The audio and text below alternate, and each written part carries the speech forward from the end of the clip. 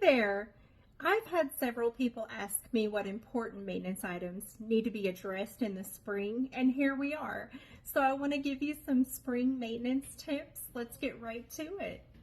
You should inspect your roof for damage and leaks. Hire a professional if needed. Clean your gutters and downspouts to prevent water damage.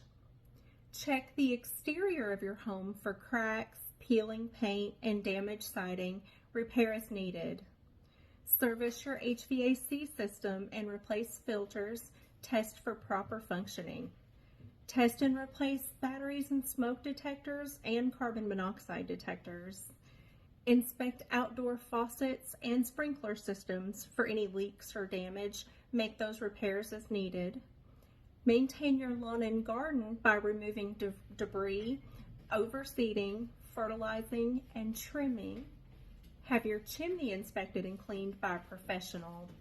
Check the foundation for cracks and ensure proper drainage away from your house.